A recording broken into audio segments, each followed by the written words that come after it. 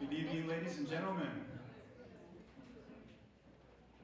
I know we could do better than that. There are people on the other end of these cameras. They're watching the YouTube and their Facebook. They want to know that there's some energy and life in this room. And people did come out for this event, so please, once again, good evening, ladies and gentlemen.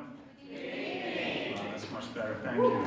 So, hello, School of Professional Studies students, staff, faculty, and guests, and welcome to part one of the You Matter series. I'm Greg Costanzo. I'm an Associate Director of Industry Relations in the Career Design Lab, and on behalf of our team, we are thrilled that you all came out to this event this evening. This event is called Design Your Career and Life Vision. Wow, just sit with that title. When you think about it, doesn't it just fill you with hope and make you believe that your futures are going to be incredibly bright? Okay, it's at this point in my speech that I usually inject a nice healthy dose of cynicism, but I'm going to push that aside. I'm going to move past that. And the reason I'm going to pass on that is because I really, truly, genuinely believe that this event is a treat.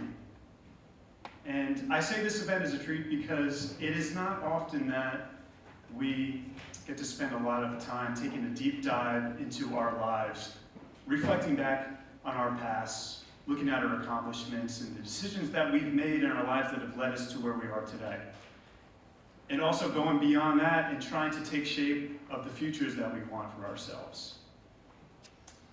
Granted, and I'm sure this happens for many of us, we think about our lives and our futures all the time, on a daily basis. I'm willing to bet. But it's much less common for us to devote 2.5 hours to this type of an activity. And not only that, we're being guided by career services professionals and being inspired by a business coach and an entrepreneur who does this for a living for thousands of individuals around the world every year.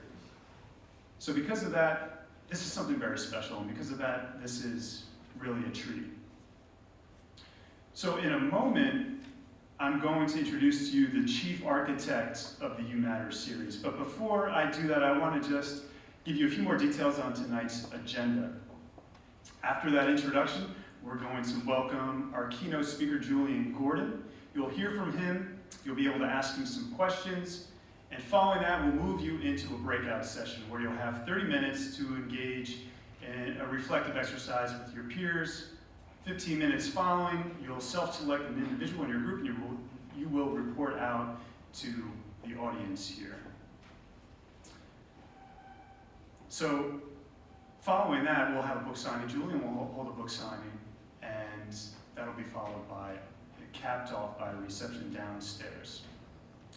I ask you all to listen intently, to participate fully, and most importantly, just eat the food and enjoy all the beverages downstairs. It's a very nice spread.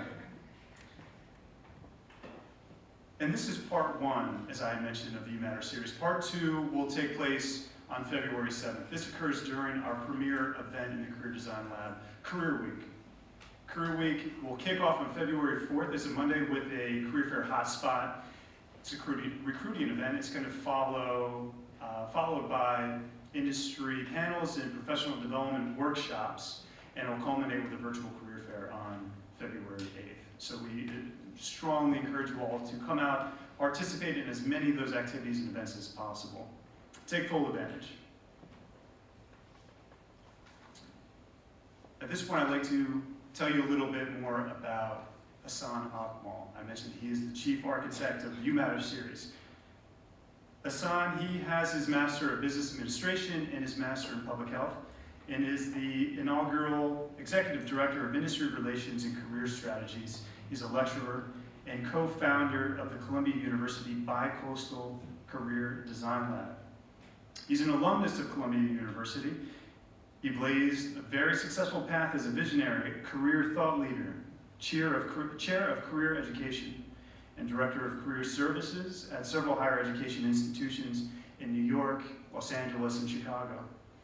He's a former professional tennis player, an international athlete, ambassador to the United States, and serves on the National Association of Colleges and Employers Future of We think tank committee. Additionally, Hassan spearheads Columbia's Career Week, which is a 5-day premier conference on the future of meaningful work, one of the largest career center events in the nation, culminating with a Future of Career Services Symposium.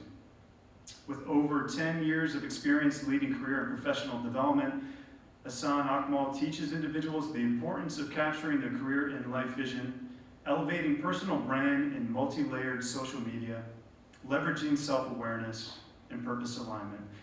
Not only does he believe these elements are the keys to maximizing careers, but they are the gates to growing life's fulfillment. He is the author of How to Be a Career Mastermind, Discover 7 You Matter Lenses for a Life of Purpose, Impact, and Meaningful Work. Everybody, please join me in welcoming Hassan Akmal.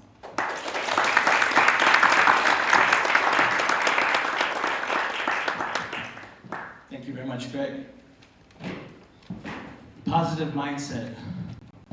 Almost everything is perspective. In my freshman year at UCLA, I decided to write my own graduation speech. And the reason I did that is I wanted to visualize how the next 4 years were going to go.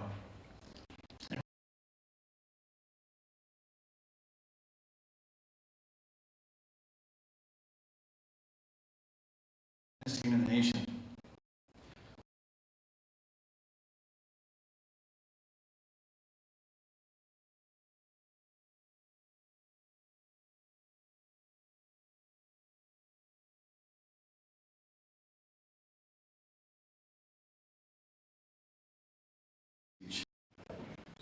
What I neglected to realize was everything that I was missing, right? There was so much more after somebody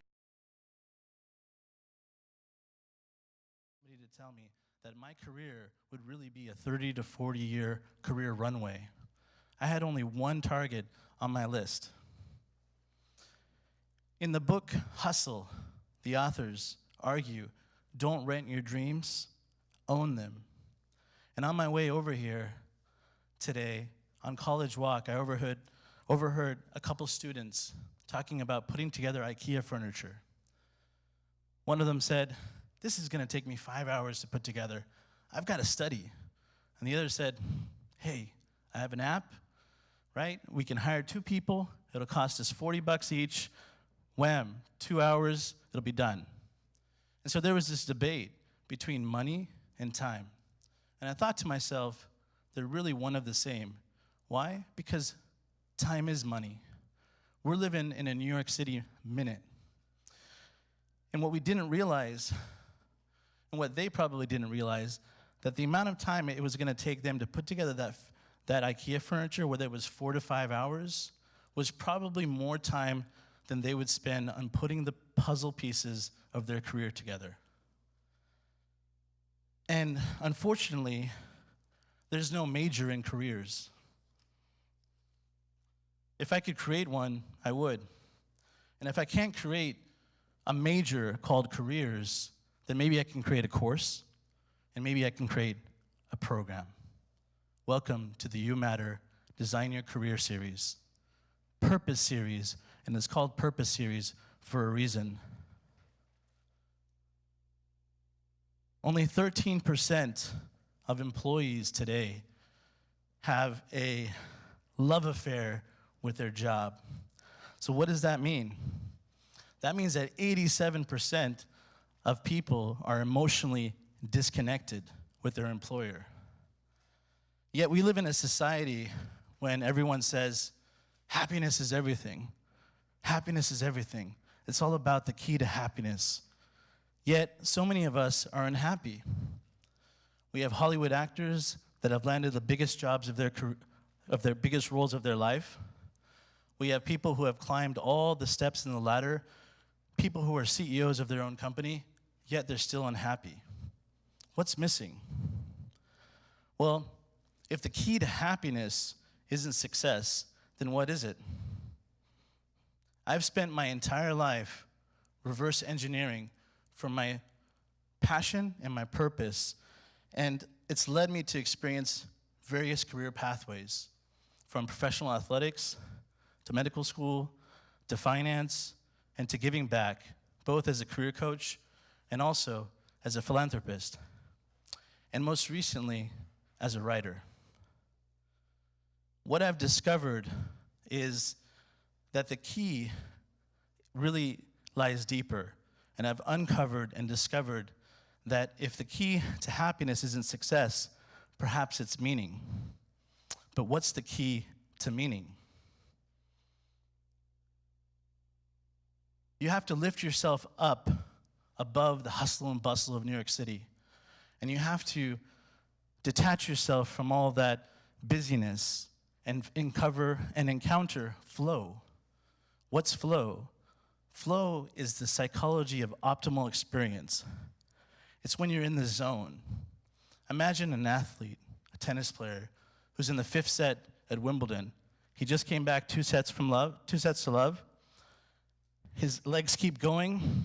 Doesn't matter how tired he is, the shots keep landing. He feels that he can outrun anybody in the stadium. It's when you lose all sense of time and space, and you have the power of clarity. Happiness comes and goes like money, but purpose and meaning remain. So what is purpose? Purpose is defined by something set up as an object or an end to be attained. Yet, some of us define purpose, and I challenge all of you tonight to redefine the definition of purpose. Purpose is not an end to a means. Purpose is a means to an end. Purpose is your moral compass. Steve Jobs said, "You've got to find what you love. Don't settle. Your time is limited. Don't waste it living someone else's life. Don't be trapped by dogma.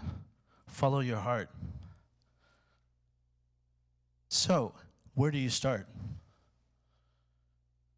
Each of you has an infographic on your table. Repeat after me. Ikigai. Ikigai. How many people know what Ikigai is? Ikigai is a Japanese concept that originated in Okinawa. And Okinawa happens to have the largest percentage of centenarians. And a centenarian is somebody who lives 100 or more years. So they've actually researched whether money defines happiness.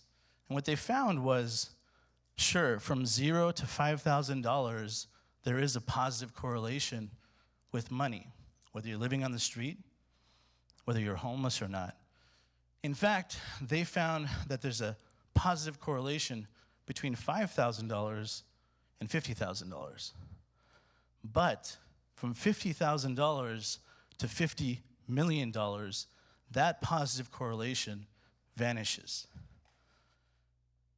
Then they looked at people who actually have purpose, who have meaning, and they found that they do in fact live longer, hence the highest population of centenarians in Okinawa. So what is Ikigai? It's a reason to jump out of bed in the morning, right? It is the convergence of 4 primary elements: what you love, your passion; what the world needs, your mission; what you are good at, your vocation; and what you can get paid for, your profession. It is essentially the process of allowing the self's possibilities to blossom. What makes life worth living? Each of you should circle where you're at. Take a moment, circle where you're at, label that A. Then circle where you want to be and label that B. Then draw a line from A to B. Hopefully everybody in this room is drawing an arrow to the center, your center of gravity. So what am I asking you all to do? To really enlarge your sweet spot. That's me doing what I love, diving for a shot at the Mercedes-Benz Cup at UCLA like Boris Becker used to. Sure, I didn't make it, but I was doing what I love. Your Ikigai is the intersection of what you're good at and what you love doing. And you have to find that power. You have to find that sweet spot. You have to find that frequency. You have to find that bounce in your step.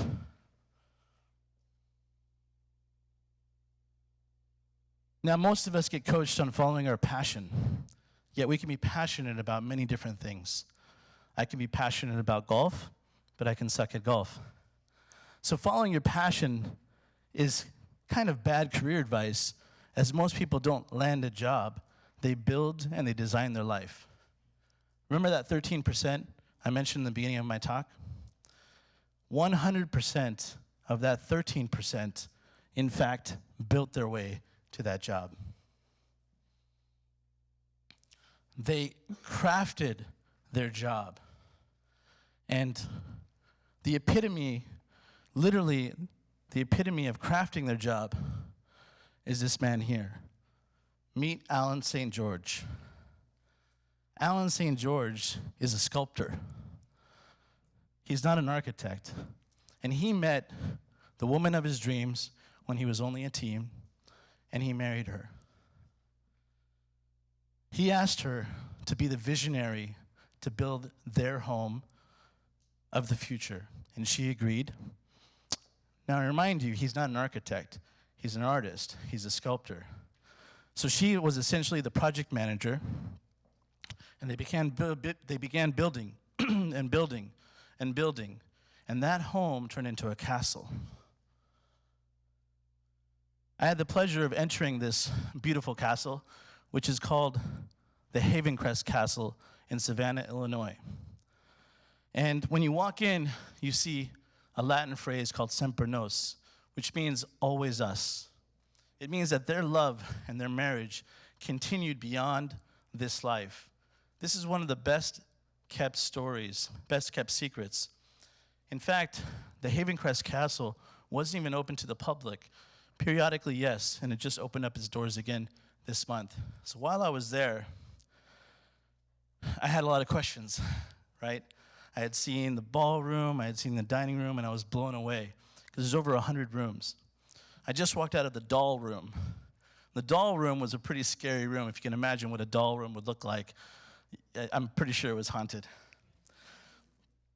And as we were finishing the tour, there was one room that they said they weren't sure if they wanted to show me. They hadn't shown it to anyone else.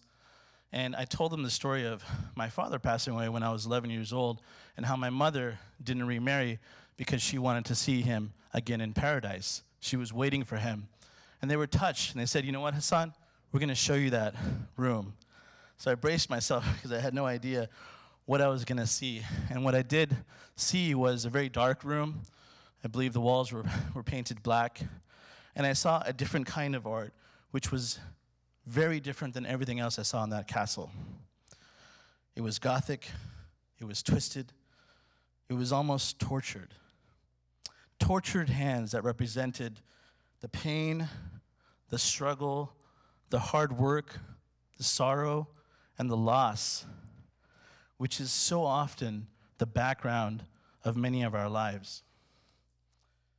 And I asked him, what does it feel like to not only live your calling, but as Julian says, walk your calling? And he said that through the pain has come self-realization, success, joy, passion, love, and most of all, I asked him, so what is the key to happiness? And he said, Hassan, the key to happiness is a well-lived life. And there you have it, the Havencrest Castle. This brings me to all of you. So how do you find happiness? How do you find your target, your goal? The first thing I want you to do is to imagine yourself as an archer. How many of you, when you aim, squint with one eye? Raise your hand. right? Maybe about half. What if I told you that 95% of the world's top archers look at their target with both eyes? Would you believe me? Well, it's not true, because 100% of the world's best archers and anyone that has a certification in archery or is a coach looks at their target with both eyes. You see, it's opportunities that lie in your peripheral vision, in those blind spots, and we get so caught up in our comfort zone that we don't explore those. So when you think about an archer, what do? Right, they pull back, they pivot their body just like you're pivoting your career. They aim, and they shoot. And then after they shoot, what do? Has anyone ever watched an archery contest? They pull out a set of binoculars to see where the target is. And they also make sure they use both eyes because they're also measuring the environment, right? The wind, the angles, the shadows, etc. So now, think about yourself getting above the hustle and bustle of New York City, where you get caught up in kind of what everyone else is doing. And just imagine yourself going to the top of the Empire State Building, right? So I want everyone to imagine you're going to the top of the Empire State Building. And the very first thing you're going to do, you see that 50 cents coin machine, coin-operated binoculars? You're going to put 50 cents in that machine. You're going to turn off your racing thoughts. You're going to take a deep breath, and you're going to reset. The second thing you're going to do is you're going to imagine that your left eye is your career vision, and that your right eye, your left eye is your life vision. Your left eye is your career vision, and your right eye is your life vision. And does anyone know how to use a set of binoculars? What do? You calibrate them, right? So the very first thing you do is you cover your right eye, and you look through it with the left lens, and then after it's in focus, you cover the left eye, and then you focus the right eye. Then what do? You look at the lens with both eyes, and then you turn the knob, and voila, you have clear vision. So take a moment, imagine that, close your eyes, and then reopen them. When you're calibrating your career vision, you're essentially creating a career bucket list in your mind. When you're calibrating your life vision, you're imagining the far future as clearly as you would visualize the rest of this evening or tomorrow or the rest of the week. You're also thinking about how much time you would have after work for yourself and for your family. When it comes to your career, you're asking questions like, where would you be working? What would you be doing? And why would you be doing it? This has helped me really essentially get a bird's eye view on my life. Because what happens is we tend to have work life and personal life competing with each other. And I can tell you right now that your employer is not going to solve your work-life balance. You have to solve that. And so I was looking at the hourglass sitting on my desk one day, and it hit me. I turned it sideways. Because here I was with one item on my career bucket list to be an orthopedic surgeon. And I was halfway there. And I looked at my life bucket list. I had a ton of things on there. I wanted a house, I wanted a family, I wanted kids, all kinds of different things. And the more I invested in one of those visions, the more it took away from another. And it was just a constant battle, one over the other, against time, which we don't have in New York City, right? You barely have time to watch a video these days, which is why podcasts and audio books and all the things are so popular. And so I took it and I turned it sideways, and all of a sudden I saw an infinity sign because time didn't matter anymore. And then I shot an arrow through it. So I leave you with just a couple of lessons. And the first thing I want you to remember is The process of mastering your career never ends, but it begins with clearing your vision. Clearing your vision, reflection through adversity, and prototyping, and looking at your career and life lens as you do your career and life bucket list as one. There are 5 life design strategies that I recommend. The first one is test drive your future. Try things, prototype, get outside of that sweet spot. Find your power, find your clarity. Trust your gut. It'll never lie to you. Play to your strengths. It'll help you get to your purpose faster than your weaknesses. Craft your job. Design your future, because if you don't design your future, someone else will. And finally, shop for the right boss. Find someone that believes your success is their success. Find somebody that takes the time to ask you how your day is and actually sticks around to hear your answer. I close with Steve Jobs because it's one of my favorite graduation speeches. He says, you can't connect the dots looking forward. You can only connect them looking backwards.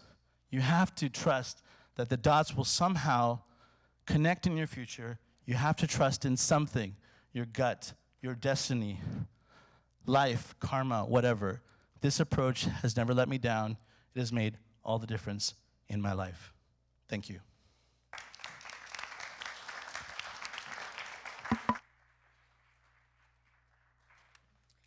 Thank you, Hassan. Let's keep that round of applause going for Hassan Akmal. Ikigai.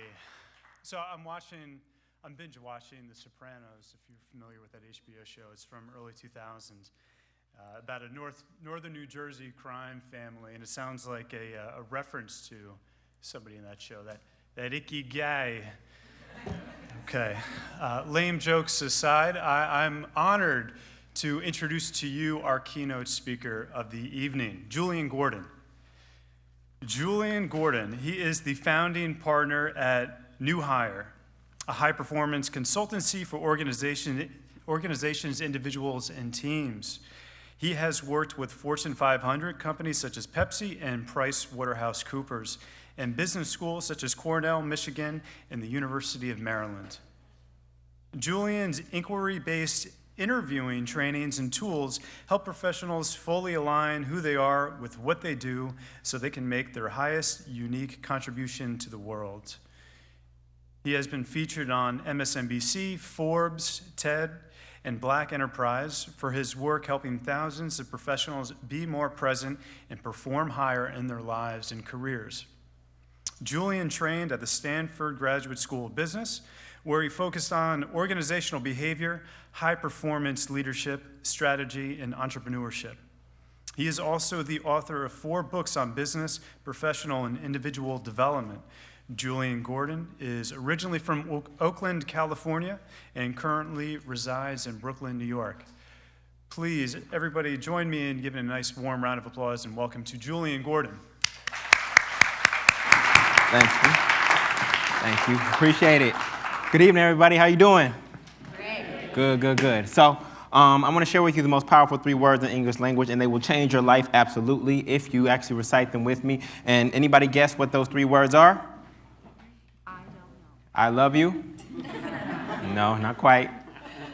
Any guesses? 3 most powerful words in the English language are I don't know. Everybody repeat after me. I don't know. I don't know. Some of y'all lying to me. Repeat after me. I don't know. I don't know. When we start from a place of I don't know, we start from a place of emptiness and curiosity, and that's the only place and space that learning can take place from. Oftentimes when we're at beautiful institutions like this, we come and we project like we have it all figured out, but the truth is if you had it all figured out, you'd already be where you would want to go. You'd already have everything that you desire. So most people, they come to institutions like this and they come with their cup full, with their mind full, and there's no room left to pour anything inside. And so until we actually empty our mind first and actually start from a place of I don't know, there's no way that learning can take place, and then you graduate from this institution the same person that you came in here as. And so today I want to take you through a process where I'm going to ask you 8 critical questions that you probably do not know the answer to. And the crazy thing about it is that all the questions I'm going to ask you are about you.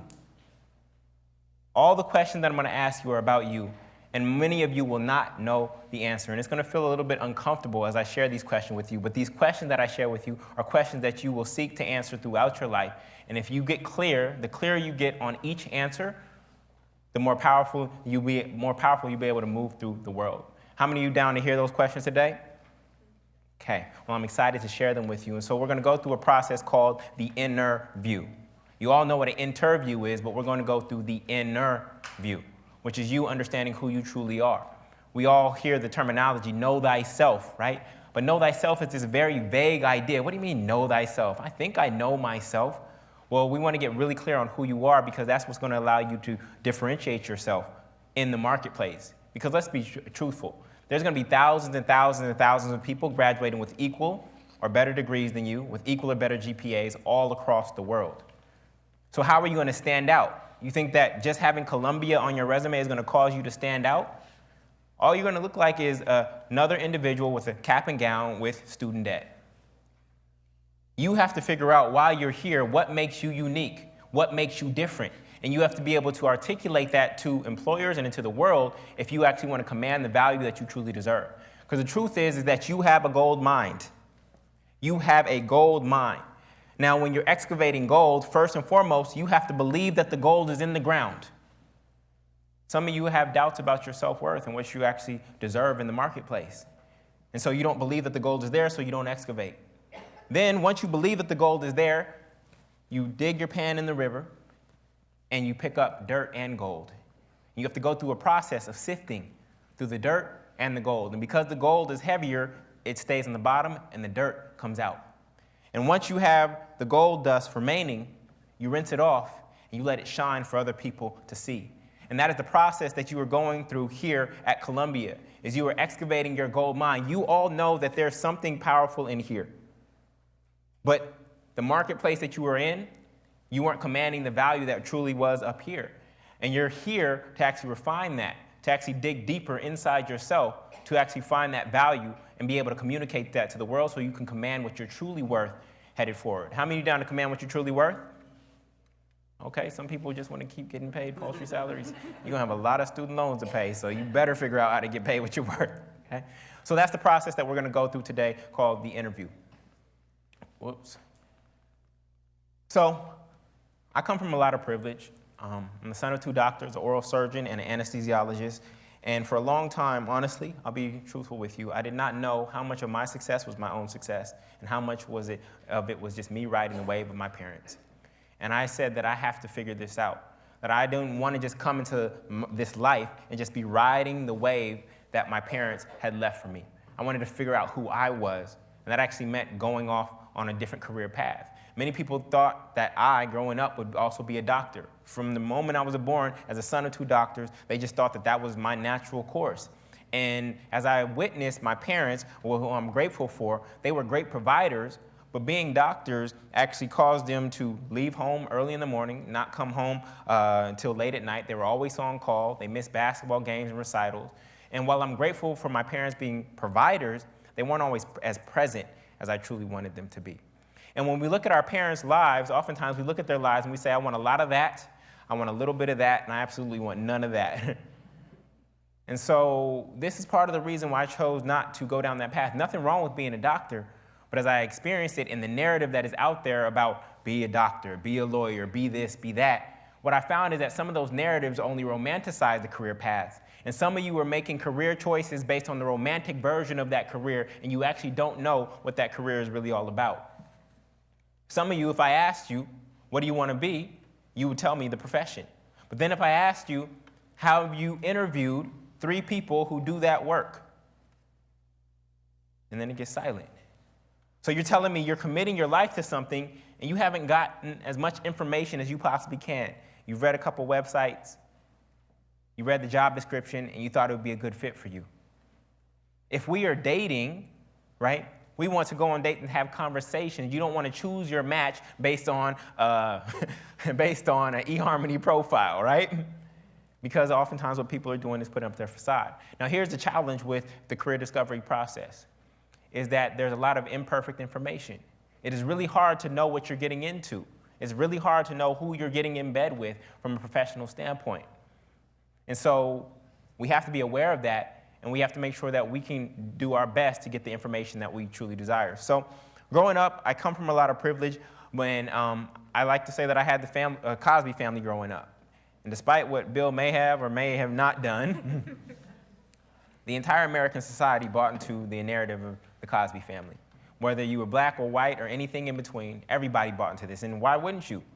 You have two professionals, a doctor and a lawyer, right, raising multiple kids who all seem to be doing well, right? And here's why I hate the Cosbys. I hate the Cosbys, y'all. And here's why. It's because they had a doctor and a lawyer as heads of households, and my question is, how the heck were they home in the middle of the day? Was every episode on a weekend? Because they seemed to be home in the middle of the day, and so everybody was like, oh, I could be a doctor, and my husband could be a lawyer, and we could all be home in the middle of the day enjoying each other. My parents were not home in the middle of the day. I don't know any lawyers that are probably home right now. But that was the narrative that the Cosby family put out there, and this is why everybody bought into it. Oh, and you can own a brownstone in Brooklyn, even though that brownstone is actually in Manhattan. So it only painted one side of the actual picture. So many of us have been taught to take the easy road, and the easy road is be good, get good grades, go to good school, and get a good job. Raise your hand if that's what you were told to do, and that's why you're here, and you've checked off many of these boxes. But even after taking easy road, many of you still don't feel free. You've done everything that you are, quote unquote, supposed to, and you still don't feel you've gotten where you truly desire to be. And the question is, why do they call it easy road? Why do they call it easy road? Yes? It's already designed for you. It's already designed for you. It's already designed for you. You don't have to do any thinking for yourself. But when you look at the world's most successful people, they are actually free thinkers. Great minds do not think alike, by the way. Great minds do not think alike. The great minds think differently. And so the truth is that all of us, every one of us in this room has been programmed. We've all been programmed. We've been programmed by our parents primarily, from 0 to 7 or 0 to 18. We've been programmed with their beliefs, their ideas about careers. And some of you are actually living out the programming. The dangerous thing about programs in the conscious or subconscious mind is that you aren't even aware that you're actually living out your parents' program. But the beautiful thing about spaces like this, the beautiful thing about university, is that in that space, you can actually go through the deprogramming process. And when you go through the deprogramming process, you literally get a chance to expose yourself to new thoughts and new ideas and put them all on the table and question everything. Question everything. I know some of you are first-generation students. Some of you come from cultures where you were meant to please your parents. I come from a Jamaican culture, and my parents had similar expectations. And here's the thing. Your parents' joy is their job. Your joy is your job.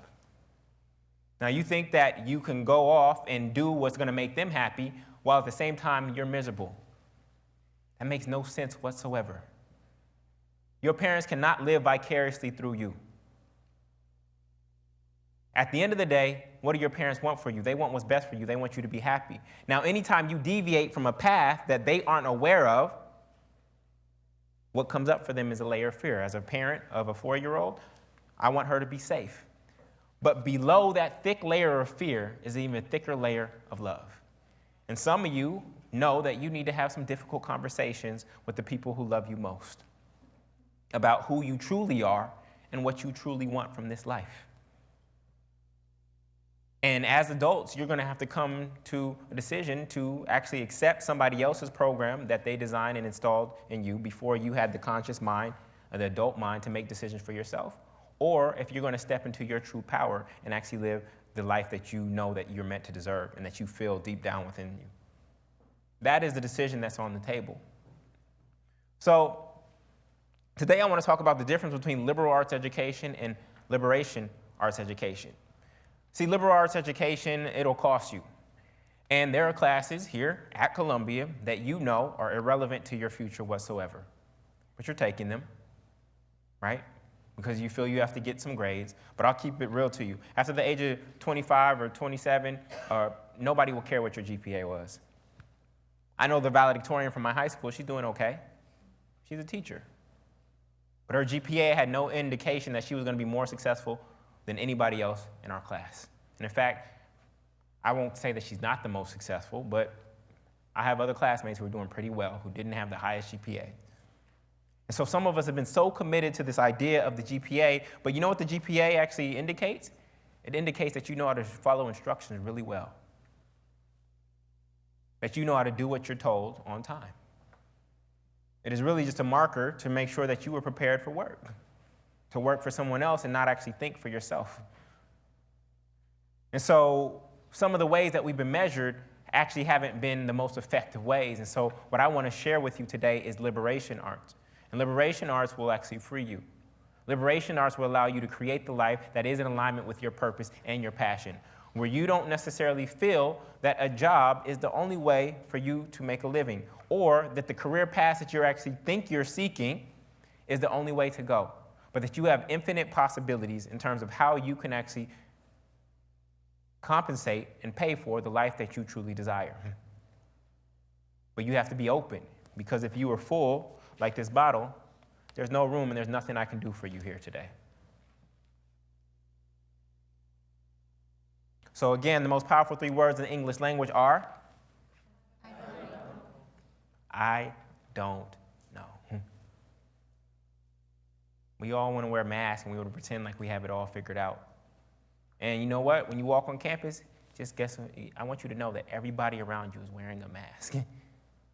Everybody is faking the funk like they have it all figured out, and nobody does. Go ask any adult that's 10 years senior than you if they're actually doing what they thought they were going to be doing at your age. And that little research project will show you that most people are not. But here we are so confident that we are headed down the right path and that we're doing the right thing. But there's another way to go about it, but it starts with knowing thyself first, okay? So I want to show you how our generation is getting screwed by simply doing what we are, quote unquote, supposed to do, okay? This is a good kid who did everything they're supposed to do. Hey, financially illiterate 18-year-old, I know you're all over 18. Hey, financially illiterate 18-year-old, here's a 6-figure student loan to go to college in hopes that you can get a job that was created by someone whose GPA was less than yours. Can I use that loan to build my own company or invest? Nope, never. You can only use it for college. And now that you've graduated, to celebrate your new job, you deserve a house. How about this one? You can afford it based on your salary. Now, some of us are so focused on salary, right? But do you realize that your salary is not your income? In a business, what is the income equation? Thank you. Some of you did not know that. Yet you want to get a job at a company, and you don't know the basic profit equation. It's revenues minus expenses equals income. And so your salary, guess what? It's not your income. It is actually your revenues. And then because you live in New York, you have high expenses. So even if you get a $100,000 job, if your expenses are $90K, your income is actually only $10,000 a year. This is one of the programs that we all have, is that salary is income, and it's just not true. It's never been true, okay? And so that's your salary. Granite countertops will look nice in this kitchen. Just sign here and you'll be a homeowner. Another program. You watch too many episodes of HGTV, right? And the moment they give somebody the keys on HGTV, what do they say? Congratulations, you're a homeowner. Are you a homeowner at that moment in time? No. You are a home buyer. You bought a home, but the bank owns 97% of your home at that moment in time. Another program that is actually determining how we run our lives. And so now with taxes taking 30% of your salary, student loan taking 30% for the next 10 years, and a mortgage taking 30% for the next 30 years, you're stuck working a job you realize you hated after 1 month of working there. Sincerely, modern-day slavery. This is how our generation has been getting screwed. Some of you, if you don't adhere to what I'm sharing with you tonight, you will only go back into the work world being a higher paid slave. I saw it in business school. I went to Stanford Business School, and people left $60,000, $70,000, $80,000 jobs, went to school for 2 years, and then got a $125,000, $150,000 job, and they didn't change in their feeling whatsoever. Hassan just gave you the data around the money. They were in the same exact situation, except they were making more money, but their cost of living also went up. Because what we psychologically do is when we see more money in the account, we think it's income, but it's not income, right? So we think we got a salary increase, and what happened? our cost of living increases. And so even though now we're making $125,000, our income is still only $10,000. This is based on the program that salary is income, and that more money is always better. Do I want you to have abundant lives? Yes, I want you to have abundant lives. I want you to have everything that you desire. But I want you to be very strategic in how you actually go about it and be very clear on what is enough. Because we've been taught in the American dream that the more money, the better. And it's not always true, because if you're trading off the things that are most important to you, like health and family and happiness and joy, then more money isn't always better. In fact, I don't even pursue happiness, I pursue joy. Because happiness is external, it's based on what happens. Joy is derived from within. There's been all these books about happiness, oftentimes people are happy based on something external that's happening. I can't control the external world. What I can control is my internal world, so I focus on joy, not happiness. That's what I can control. So ask yourself, am I enjoying this moment, not if I'm happy? Because something could happen externally in the outside world in this moment, and all of a sudden, there was a bomb threat today. All of a sudden, people are not happy, something in the external world. But if we look inside, when you look at your spirit, do you feel joyful? That comes from within. You have always control of your internal environment. And so we look for these jobs, and some of you are looking for the highest paying job out there, right? And oftentimes we'll see this correlation with, oh, the best jobs. Why is there a correlation between what we call the best jobs and money? Why is there a correlation there? Why is it that, oh, these jobs that pay more money, those are the better jobs? Where did that correlation come from? The best job is the job that fits who you are. See, what you do doesn't define who you are. Who you are defines what you do. But we let what we do define who are you? I'm a lawyer. That's who you are? No, I'm Jullien Gordon. And these are my values, these are my passions, these are my skill sets, and I happen to do this career over here. We should let who we are define what we do, not what we do define who we are.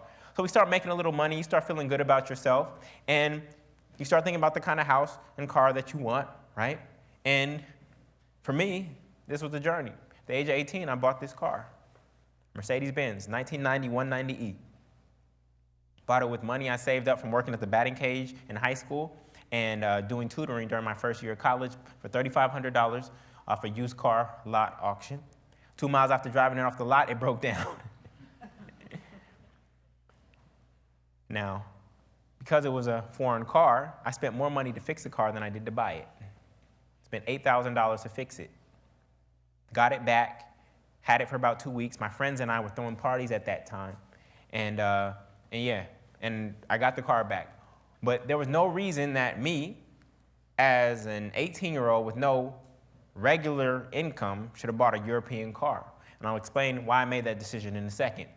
But we think about these houses and these cars and these things that we want, and we automatically get into debt. The moment some of you get your higher paying job, you're going to go buy debt. You're going to buy a single-family home because another program that was put in is that a single-family home is an asset. Single-family home is not an asset. At the very best, it's a savings account. Single-family home is not an asset because the asset is defined as something that puts money into your pocket. Single-family home takes money out of your pocket indefinitely. Even after you paid off the mortgage, you still have to pay property taxes and insurance. And 30 years later, your house will start to deteriorate and you'll have to pay maintenance. But again, that's a program that was installed. And we start making our decisions based on these programs that are not true. Okay? So here, somebody like yourself who's done everything that they're supposed to do, got into a great school. Young professional college graduate, mortgage $325,000, school loans $120K, credit card $3K. And this is not living in New York, by the way. You're not going to find a mortgage for $325K here. Right? So this is somebody who did everything that they were supposed to do, and they're almost $500,000 in debt. And this is a good kid. This is how our generation has been getting trapped. And so immediately, you end up in the rat race. You came to school, you're trying to improve the legacy of your family, and all of a sudden you find yourself in the rat race. And that's what you were trying to escape. So we got to be mindful. So this is me and my wife. We got married here at the Brooklyn Botanical Gardens, and we're 5 years in now. And so you get married, and then 9 months later, you pop out one of these, right? No, that's not my daughter, okay?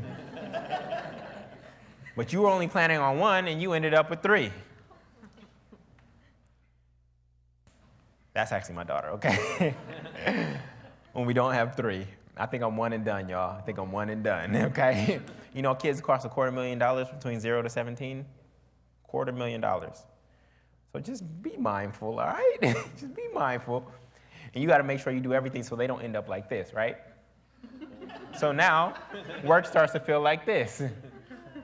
And all you can do is work in your cubicle and look at the clock with that little red hand going like this. You can even hear that red hand ticking for 40 years because you've given up on your dream. Now ask yourself, what kind of parent do you want to be? You want to be the parent that says, I gave up on my dream so you could have yours? Or do you want to be the parent that says, I followed my dream and so hopefully you'll follow yours? Which one do you want to be? Some of your parents actually made sacrifices for you, and they actually hold that against you.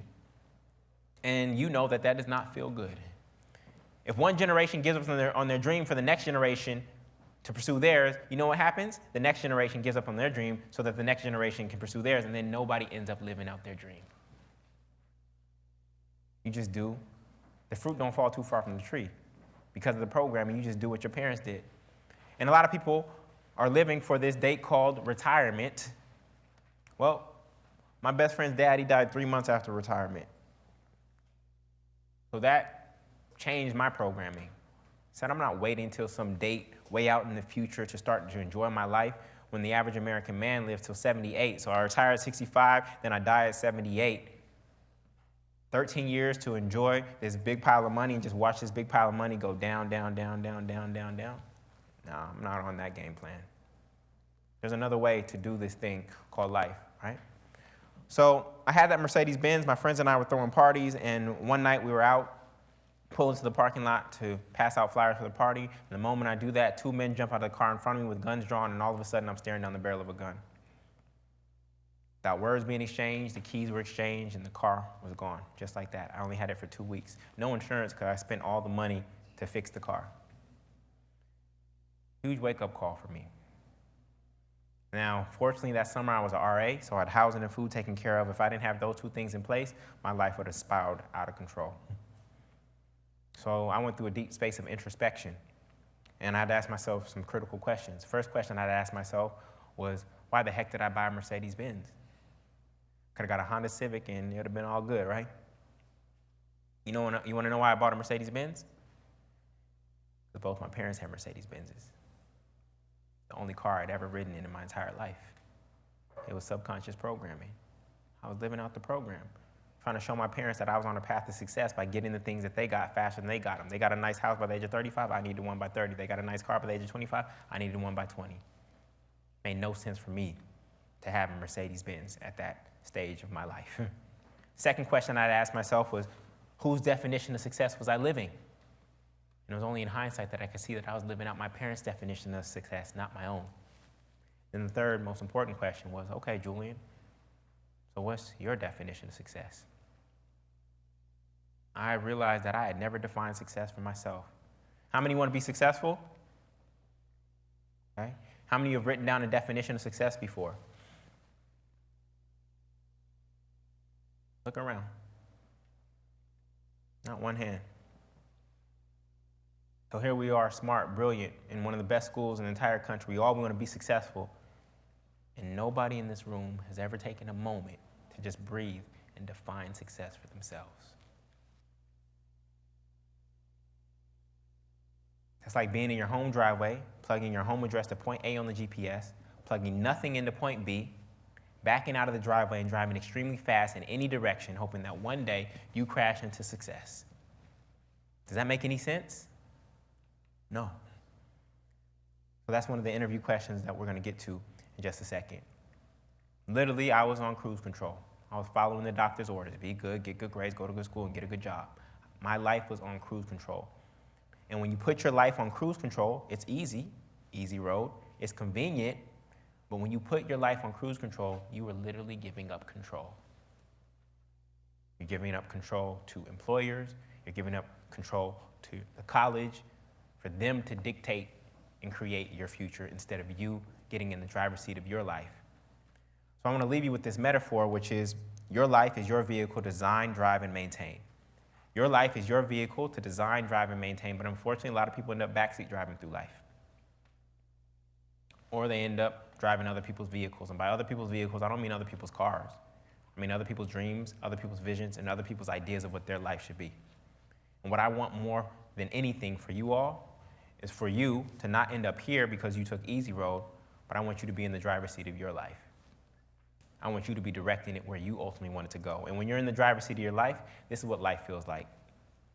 Regardless of how the economy looks like a year from now or 2 years from now, you feel like you have the confidence within yourself to pave whatever path, whatever road you desire. Not that you have to choose based on who's recruiting on campus. You say, nope, this is who I am, this is what I want, and I believe that I can go attract the position and find the position that is going to allow me to be who I am on a daily basis. This is the kind of confidence I want you to graduate with, not the confidence of having Columbia stamped on your resume. Because you're going to find really quickly that that doesn't give you that much confidence, and you paid a pretty penny for it. That's not where your confidence will come from.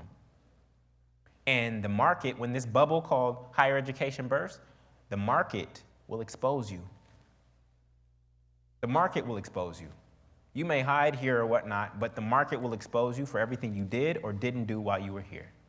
It will expose you by what jobs you can get and what jobs you can't get, what kind of mortgage you can get, what kind of mortgage you can't get. The economy, the market will expose you for the inner work that you did or didn't do. So I just want you to be ready for that, because a lot of graduates nowadays are getting a rude awakening. So here's what your life is supposed to look like. 1/3 of your life is gone to sleep. That's the black area, right? Then you have this yellow area, that's free time. You have a lot when you're little, very little when you're working professional, perhaps in a committed relationship. Once you're a parent, they suck up all your free time. Then you're supposed to have this big chunk at the end called retirement. And here we have your 40-year career. And I just want you to know that if you use this space called college in your master's program, if you use this space properly, then this space becomes one of joy and it starts to feel like the yellow space. But if you just assume that this space is going to do everything for you, that Columbia is going to do the work for you, then this space, no matter how much you're going to get paid, is going to be a very challenging one. You didn't pay Columbia to do the work for you. You paid Columbia to come in and use the resources that they have available to you. They have no responsibility. There's no document that you and Columbia sign that says that they are going to help you find a fulfilling career. There's no document. You have no agreement with this school whatsoever. All they promise is to give you a certain number of units each semester or quarter, and that's it. There is no agreement. Can somebody show me an agreement where Columbia promised anything to you? What you're paying for is access to their resources to create the life that you desire. That's why it's called the Career Design Lab. The lab doesn't do the work. You come into the lab and you do the work. Okay? So, you know what an interview is. Interview is a one-sided conversation, and that's when an employer is listening for themselves. They're listening to you to see if you're a fit for them, if you're going to benefit them. What we're going to do today is the interview. The interview is you asking these critical questions from the perspective of your highest self. You have two selves that are always at war. Your base self and your best self. Your base self and your best self. Your base self and your best self. Say it with me. Base self, best self. Base self, best self. You all coming here this evening, there was a base self decision that you could have made, which was to go back home and just chill out and watch Netflix. By coming here this evening, you made a best self decision. And every single day, not just your major, not just your career, every single day, you are making hundreds of base self, best self, base self, best self, base self, best self decisions. And the more best self decisions you make, the better your life will be. It's simple, y'all. But the base self is convenient. It's easy road. It's the lazy path. It's the comfortable. It's your comfort zone. Best self is always going to challenge you more. And if you know that about yourself, anytime your base self is speaking to you, turn around and go the opposite way. Do exactly the opposite of what your base self is telling you to do. You have to retrain your mind and your body to do what you know is best for you. How many of you know when you do things that aren't good for you? Keep it real. right? We have to retrain ourselves. You have to let your body know who's in control. You have to let your body know who's in control. You have a body, you have a mind, right? Who is the you? You have a body, you have a mind. Who is the you that I'm talking about? That is the controlling agent. But when we let the body control us, then that's when we start acting like our base self. We want to operate from our highest or our best self. So you all know this question. What do you want to be when you grow up? What were some of the things you wanted to be when you grow up? Scientist? What were some of the things? President? Astronaut? Yep. Huh? NASA has some good branding, huh? What else? Teacher? Skateboarder? Yep. Tony Hawk was big in that time, right? Superhero? Baseball player? These are the things that come up. And here's the thing, even at the age of 6 years old, we thought we had to have the right answer. What do you want to be when you grow up? Oh, I want to be an astronaut. Like we thought we just knew, right? But here we are in our 20s and our 30s, and we're still pretending like we have the right answer. And deep down inside, we know we don't. And so we need to look in different places, and we need to ask better questions. Because how far will the right answers to the wrong questions get you? They won't get you that far. And so when we think about careers, what are some of the wrong questions to ask when you're thinking about your career? Well, you ask them every day. Come on. Salary. Benefits. You know, some people will go after a company for their benefit package or their health care plan when it's the company that's making them sick. People will stay at a company for the health care plan when it's being at the company that's making them sick. What are some other questions, the wrong questions? Okay, how much vacation time? Huh? Workload. Okay. Now, these aren't necessarily wrong questions. I'm being a little bombastic there, right? These are just secondary questions. These questions are important. They're just secondary. They aren't the primary questions. What's the base salary? How much is the bonus? Are they recruiting on campus? What are they ranked? Why does it matter what they're ranked? Where are you applying to? How many spots do they have? Do you like it there? None of these really matter. They're secondary. We want to get to the primary questions first, and that's what we're going to get into. Because the reality is though some of you have locked in on a profession, the truth is that from a career perspective, this is the career choice circle, you only know about a few careers. Some of you have come out of industry back into school, and there are careers you know exist and know about. And that's a very small circle. But then beyond that, there are careers that you know exist, but you know nothing about. For instance, I know that a paleontologist exists, but I don't know what they do on a day-to-day basis. Unless you can actually map out the 40-hour work week for that career, you do not know about it. So some of you think you know about a career, but unless you can show me what that person is doing for 40 hours a week, then you really don't know what that career is really all about. And what you want to use this space for in your life is actually to go here, which is career paths that you don't even know exist, therefore you know nothing about. Why would you choose from a limited menu? Some of you came in here and the first meeting you had with your career counselor, you had your resume talking about, I want this job. Why would you come here to get exposed but then choose from a limited menu? You want to go through the process of expansion first, then go through the process of elimination. Some of you came here and are already engaged in the process of elimination from a limited menu. You want to go through the process of expansion first because there's more out there than actually meets the eye. So my career discovery process was an interesting one, and I want to say that every career path that you thought you desired, none of them have been wrong. They have all been right, but I'm going to show you what I mean by that. At one point, I told you I was throwing parties. I thought I wanted to be a party promoter. Then I thought I did an internship at Macy's in their buying department. I thought I wanted to be a retailer. Then I was doing tutoring. I thought I wanted to be Mr. Belding. Okay? Then I went to a conference for the National Association of Black Accountants. I thought I wanted to be an accountant. I didn't see anybody smiling there, so I said, this is not for me. Then I started selling products on campus. I thought I wanted to be an entrepreneur like Steve Jobs. And at one point, I thought I wanted to be a minister. All of these gave me vital information about the work that I'm doing today. Watch this. Today, I lead events. Today, I help people shop for careers. Today, I create curriculum. Today, I manage a business. Today, I create products. And today, I touch lives. Every career path you thought you wanted, there was information hidden inside that career path that is actually speaking to what you actually want. But we jump straight to the profession and try to lock onto the profession, but it's not about the profession. It's about what you saw in that profession that you thought would bring you joy.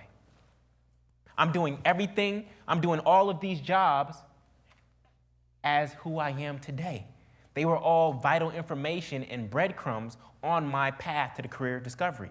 So if you wanted to be an astronaut, what does that say about you? What was it about astronauts that excited you? Was it the exploration? Was it being on the cutting edge? Was it being on the frontier? You said you wanted to skateboard. What was it about skateboarding that really moved you? If you weren't the greatest skateboarder, you can't stand up on 2 feet straight. What was it about skateboarding? Was it the risk-taking? Was it the adventure? You said you wanted to teach. What was it about teaching that really moved you? Is it the ability to touch lives? Is it the ability to impact people on a daily basis? What is inside that information? None of you have been wrong. It's just you've been grabbing onto that thing as that's the thing I want. And you see this in the dating world. You see all kinds of people that you wanted to date and things of that nature, and you're like, I want that person. But the real question is, what is it about that person that you love and that inspires you, that attracts you to them? And you have to be aware that there are other people that can have that character trait and that quality. Is this making sense? Okay, good. So there's 4 things that are going to help you succeed in life, and I already talked about the GPA not mattering after a certain age.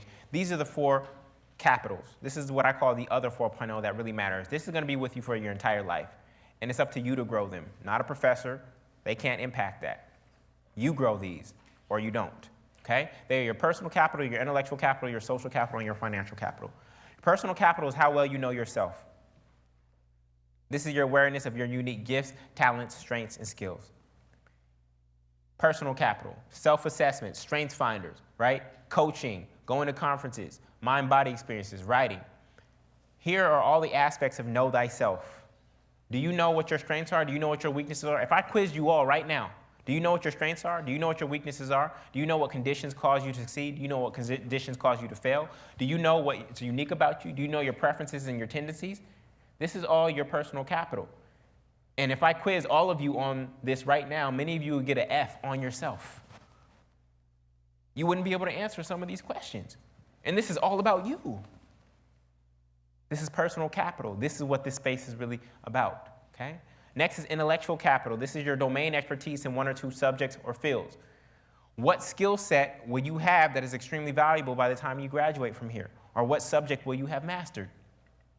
At least one.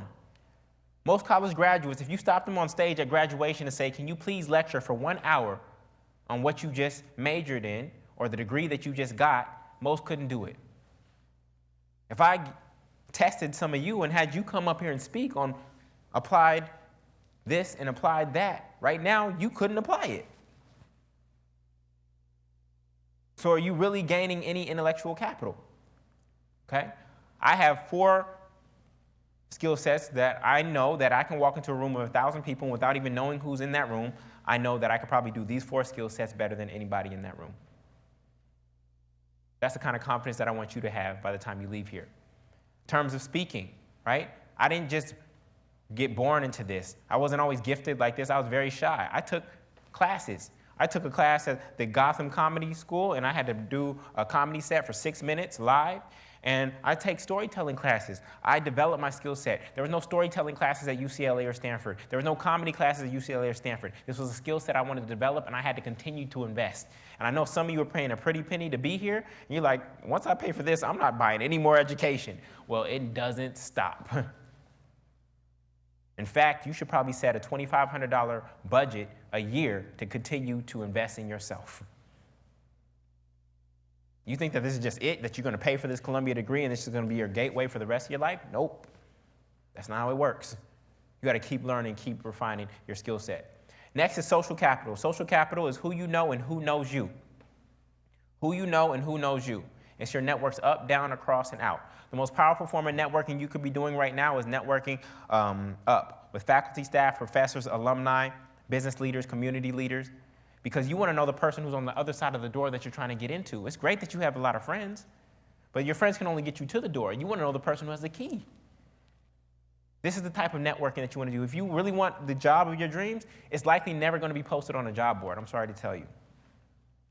It likely will not be posted on a job board. If it gets posted on a job board, then guess what? Everybody in this room starts competing for it.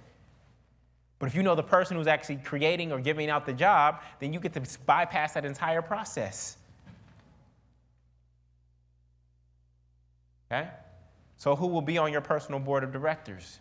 You or a company. You need to have a personal board of directors to support you, and some of them are here. I got to work with them for 3 hours today to go through these questions with you, to support you in understanding who you are and what makes you unique so that you can stand out in a sea of graduates who are going to look just like you on paper. Okay? Here are some of my personal board of directors along my journey. Nobody's famous on here. And you can go get online mentors who you never meet. That's fine. You can learn. I've learned a lot from online mentors, right? Hassan, he met me by following me online. Whatever you do, do not go through this journey alone, okay? Then finally is your financial capital. Your financial capital is a tricky one. It's who knows that you know what you know. Who knows that you know what you know?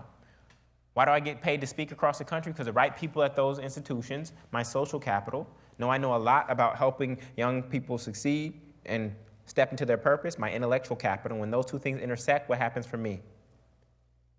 Financial capital. You want a job at a company?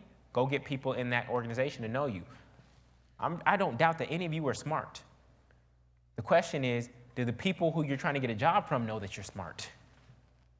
The more people you know inside an organization, your social capital, and the more that they know that you know something that's going to be beneficial to them, your intellectual capital, the more chances are that you will get that job. But because some of you are so smart, if you did what I did in high school, you were a nerd in high school, but you hid your brilliance because you wanted to fit in socially. You were a nerd in high school, but you hid your brilliance because you wanted to fit in socially. You didn't want people to know how high your GPA was. And it might have served you socially in high school, it served me, but when it comes to the real world, hiding your brilliance will cut you off from opportunity. And I'm not saying be boastful or arrogant, I'm saying stand in your brilliance. If you were truly great at something, the more people that know that you're great at that, the more financial opportunities that will come your way in the form of employment, entrepreneurship, etc. Some of us are just like musicians and artists who want to be discovered by somebody.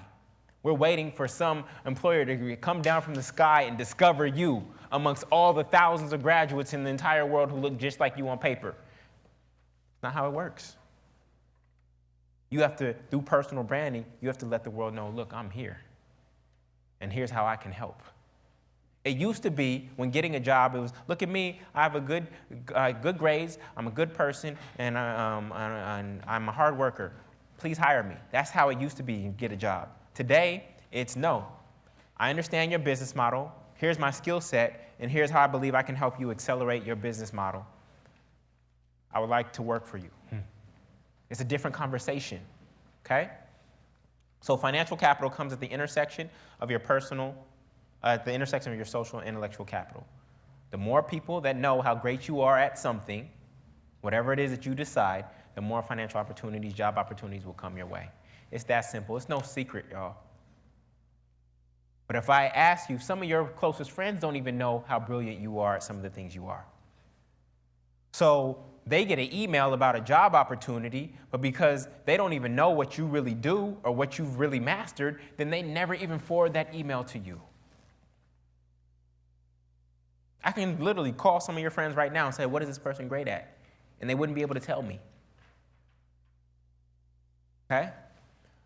So here's why you're at Columbia. You are paying them to use their intellectual, social, and financial capital to grow your intellectual, social, and financial capital so that you are more valuable at graduation than you were at orientation. That's why you're paying them. You're not paying them for just classes and information, because you could buy the textbooks on your own for a lot cheaper. I mean, a lot cheaper. If it was really just about the information, you could go buy the textbooks and study them on your own with enough self-discipline and get the information a lot cheaper. You were paying them to come into their kitchen, to use their ingredients, which is their intellectual, social, and financial capital, which they've established for years, to grow your intellectual, social, and financial capital so you were more valuable at graduation than you were at orientation. Does that make sense? That's why you're here. But if you come here and you think that this is just more school, you only take advantage of classes.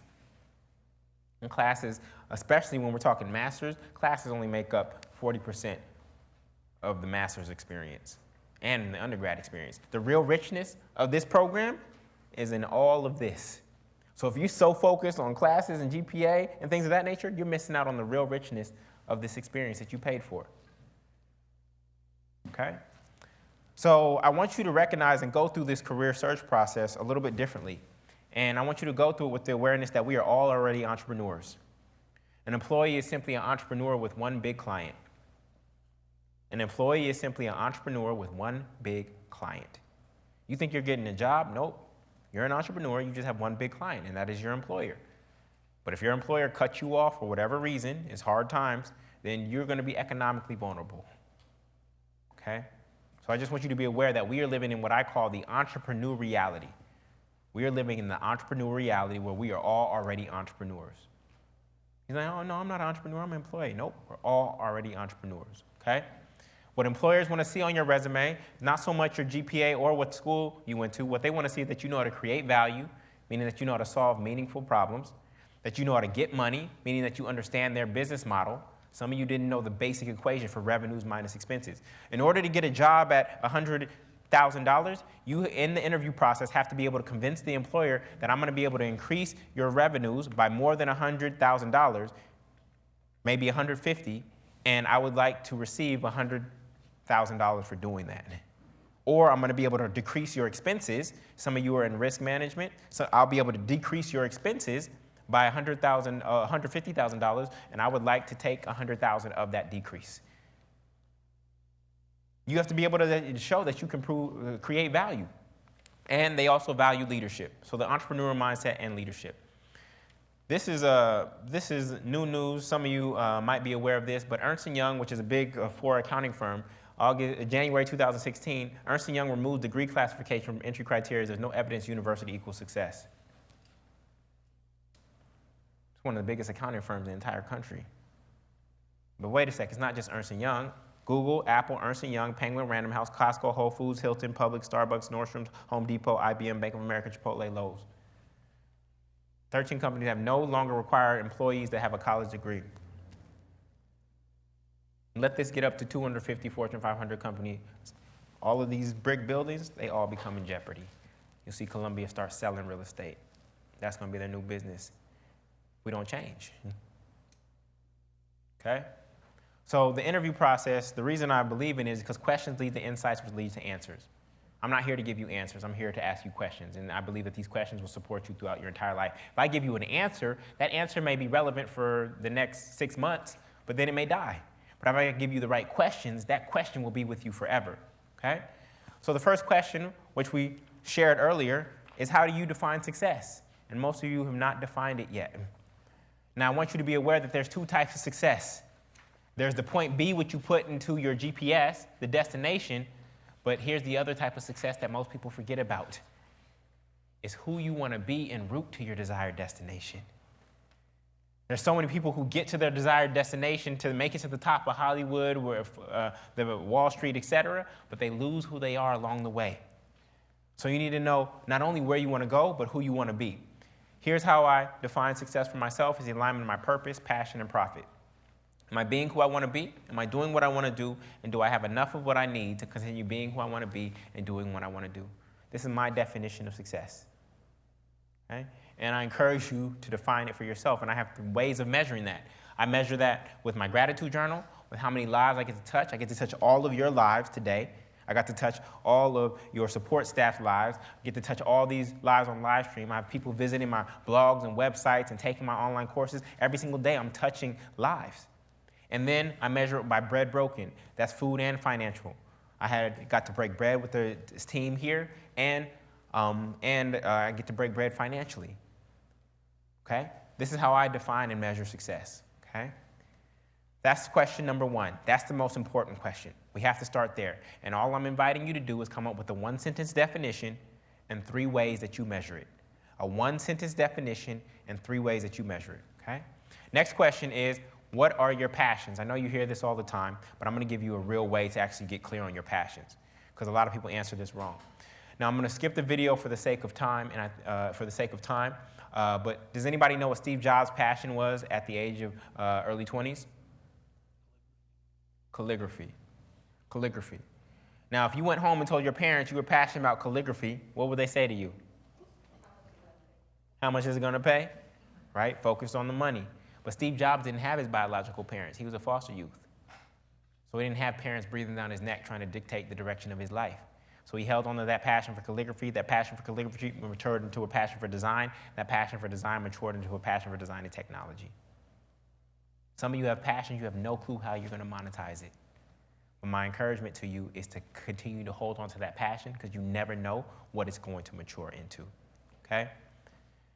Difference between passions and interests. Passions have to do with disciplined practice. Interests have to do with half-hearted play. What do I mean by that? If I'm playing pool, you see me come into a pool hall, and I take the same shot over and over and over again because I'm trying to master it. On the next table over, you'll see somebody else taking the same shot, but they're just trying to hit it as hard as possible and pray that something goes in. I'm engaged in disciplined practice. They're engaged in half-hearted play. The other thing about passions, that passions are full-time, meaning that you make time for it, just like sleeping, breathing, and eating. People are only interested in something. It only happens when it's free time, okay? The other key thing about passions is that passions are action-oriented, whereas interests are topic-based. I'm going to explain to you what that means, okay? If I say I have a passion for baseball, what do you think I want to be professionally? I have a passion for baseball, what do I want to be? Baseball player. It's the first thing that comes to mind, right? Do more than 18 players show up at Yankee Stadium on game day? Yes or no? Yes. Why? Because there's an entire economy around baseball beyond just playing baseball, right? Look at this. This is the lowest end of the totem pole. The concession people, the mascots, the announcers, the umpires, the players, the coaches, and the owners. There's an entire food chain around baseball. All these people get paid on game day. There's an economy around baseball. So if you didn't make the baseball team here, guess what? You can still have a career in baseball. Right? We have to look at the actions. In order to map out the entire economy around baseball, you have to look at the actions. And by actions, I mean the ing words. Okay? Present subjunctive. Watch this. Hitting baseball, pitching baseball, collecting baseball cards, studying baseball history, coaching baseball pitchers, announcing baseball games, managing baseball operations, scouting baseball players. Watch this. There's a career path connected to every single action up there. Some don't require a college degree, but there's a career path. When you can get clear on what the action is that you're passionate about doing, it'll be easier for you to find a career path. But some of you, because we're taught to have majors and subjects, we have these general things, right? We want to get clear on the action that you're passionate about doing, okay? If I have a passion for food, what do you think I want to be professionally? Chef, that's the first thing that comes to mind. Are there more ways to engage food than just cooking it? Yes, right? Growing the food organically, writing food reviews, designing food baskets, tasting the food, hosting events around food for the homeless, et cetera, et cetera, et cetera. If you went home and told your parents you're passionate about designing fruit baskets, what would they say? See, some of you are laughing. What? They call you a fruit basket, right?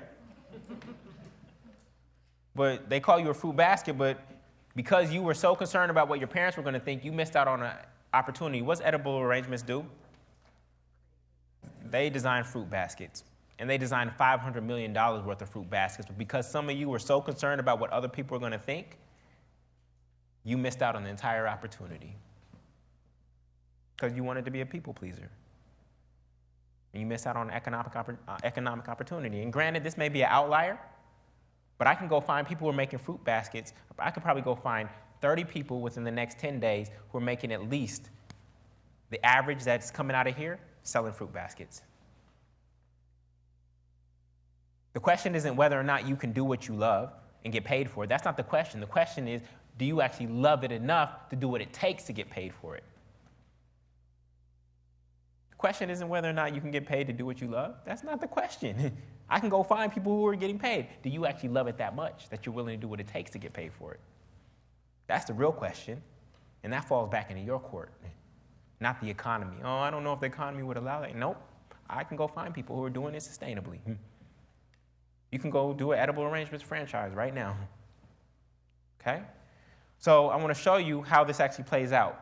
I have a friend who was interested in becoming interested in archaeologist, therefore she thought she wanted to be an archaeologist, right? Now, work with me on this. What passions, what ing words are connected to archaeology? Digging, researching, investigating, okay? What kind of feelings might an archaeologist be looking for? Feelings. Curiosity.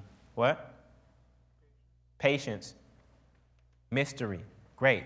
So look at this. Digging for info, searching history, studying people, curiosity, discovery, adventure. I'm going to show you a trick. This is going to revolutionize the way you actually navigate your career search.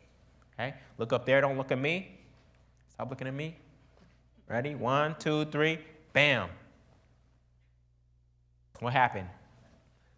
Once you get it, it's going to change everything for you. What just happened? Oh, you're taking your passion. The profession disappeared. When you start with profession, you have tunnel vision. You've limited your opportunities and possibilities. When you start with your passions first, what kind of career opportunities open up for this individual? What could they be? Huh? Limitless. More specific than that. A librarian, journalist, counselor, historian, archaeologist, museum curator. When you start with your passions first, which were inside the profession, your career possibilities expand.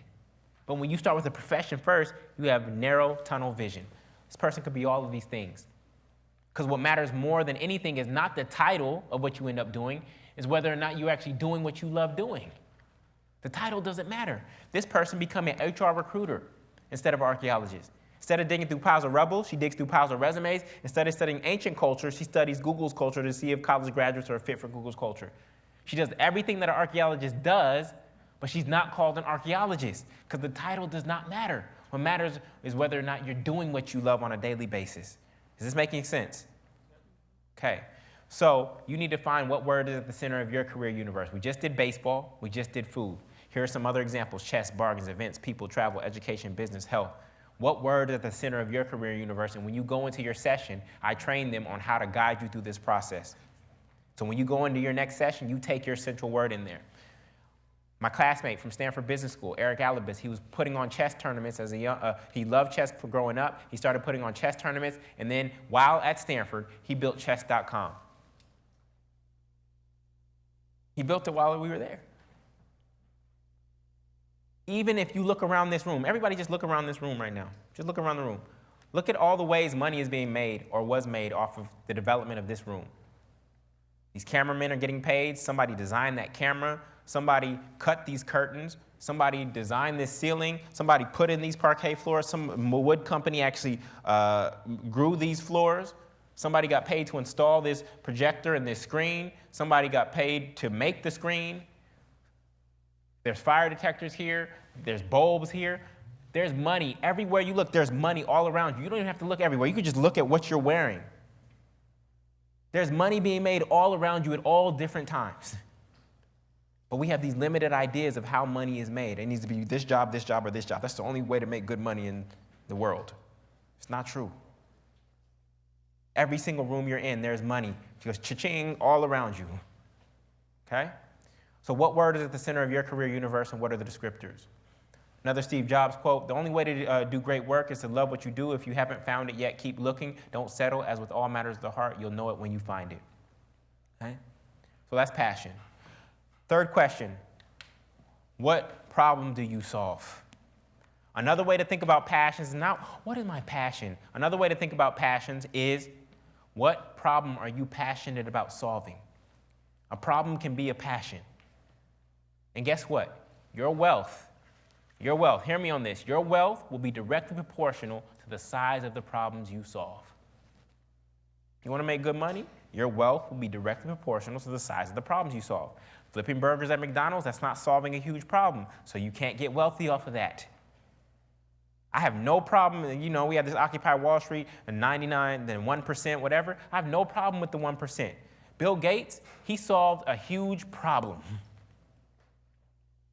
He solved a huge problem, and he got rewarded for solving a huge problem.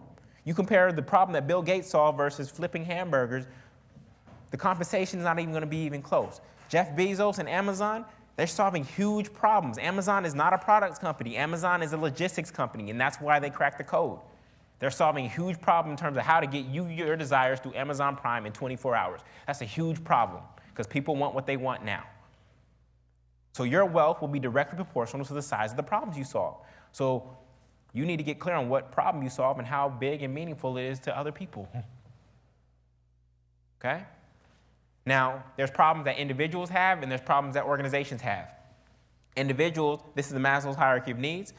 What kind of companies operate on physiological needs? Energy? NGO? Yep. What other companies operate here? Who do you pay your electricity to? Utility companies? Yep. Con Ed. What about safety and security needs? Who operates there? Police? Yeah. You pay them through your taxes, right? Alarm systems? Okay. What about belonging and love needs? Go ahead and say it. Go ahead and say it. Match.com, right? Okay? There's companies that operate at each level that serve individuals. But most employees also, if you don't want to do it that way, you can say, what problems do I solve for organizations? Do you solve marketing and sales problems? Do you solve systems and processes problems? Do you solve finance problems? Or do you solve people problems? You got to be very clear about the problem that you solve and how meaningful that solution is to the organization. You know, Notorious B.I.G. from Brooklyn said, more money, more problems. He was absolutely wrong. The truth is, more problems, more money. The more problems there are in the world, the more opportunities there are to make money. It's just fact. Look at this. What happens? If the economy goes down, what happens to problems? Problems go up or down? Up. Okay? And when problems go up or down, what happens to opportunities? Up. In a down economy, there's actually more ways to make money. Look at all these companies that started in the Great Depression. General Foods, Nissan Motors, Geico, Walt Disney, Steak and Shake, United Airlines, Hewlett-Packard, Foster Farms, McDonald's, started in the Great Depression. When the economy, whether the economy is up or down, there's still opportunity. It's just when the economy is down, you have to solve higher level problems. With artificial intelligence, outsourcing, and automation, those are going to eat up all the low-paying, quote-unquote, good jobs. And what that's going to force all of us to do is rise up and solve more meaningful problems and step into our purpose. Because we have to ask ourselves, what problem can I solve that a computer can't solve and that can't be outsourced to another country for cheaper? And if you can't answer that question, you are always going to feel economically vulnerable. Problems equal opportunities, okay? So like I said, your wealth will be directly proportional to the size of the problems you solve. Elon Musk is trying to solve global warming, climate change, and our reliance on fossil fuels. He's trying to tackle 3 big problems at once. This is probably the reason he's failing, because he's trying to solve 3 big problems at once, okay? But look at this. 2002, when he left PayPal with 180 million, he invested 100 into SpaceX, 70 into Tesla, and 10 million. He invested all his money so much so that he was sleeping on couches. Now watch this. April 7, 2018, 16 years later, 109x return. Because he's solving some big problems. I'm not saying that the problems that you desire to solve have to be this big, but the bigger the problems you solve, the more value and opportunity that's there for you, okay? Next question is, who do you serve and how? Some of you have an affinity to a particular group. There's people that you actually care for. And some of you are just looking for the highest paying job, and let me just put this to you. Some of you are actually going to go work in finance and banks and things like that and make money for people who don't share your values. You're going to go into finance and banking, you're going to be making people who don't share your values more wealth while you get crumbs. Now, those crumbs may feel big to you. It might be 200,000 or whatnot, but you've actually multiplied the wealth of somebody who doesn't share your values 10x what you actually got from that equation. So you got to get really clear about who you actually desire to serve and how. Do you love serving families? Do you love serving women? Do you love serving students? Do you love serving kids? Build-A-Bear is a company, they love serving kids. They built a company off of serving kids, right? Lululemon, they serve women. Spanx, serve women, right? Rent the Runway, serve women. So getting clear on who you actually desire to serve can be helpful to you getting clarity on your purpose, okay? Next question is, what do you want to master? I don't care what degree you got here. Most of you are not mastering the information. Most of you aren't mastering it. If you mastered it, you'd be able to teach it after, okay? But you do have to figure out what it is that you do want to master, okay? So there's two types of mastery. There's skill mastery and there's subject mastery. Phil Jackson had subject mastery of basketball. Michael Jordan has skill mastery. Phil Jackson cannot beat Michael Jordan in a basketball game, right? So both are valuable, okay? Skill mastery is the ability to move an individual, organization, or object from its current point A towards the desired point B, faster, safer, and easier, and be able to replicate that process better than the average person. Subject mastery is more like TED Talks, being able to shift consciousness of a group of people. Today, I work with your staff members, and I was able to shift the way they were thinking about careers before to a new place today, to a new paradigm, okay? That's subject mastery. Now, here's the skills values matrix. These are things that lots of people can do. These are things that few people can do. These are things that are very easy. These are things that are very difficult. There's only one thing I found that lots of people can do that's very difficult, and that's giving birth, okay? So shout out to all the ladies in the room. Only way you get paid for that is if you give birth to celebrities' babies, though, okay? So here's the thing. Most of your skill sets are down here right now. Just because you came to Columbia doesn't mean you actually acquired any new skill sets. If I go to get a CPR training, then that means that I can actually deliver CPR. If I go get a driver's license, that's supposed to mean that I know how to drive. We know some people with driver's license who don't know how to drive. But you get a degree from a college, what does it mean you can do? It means you know how to go to school.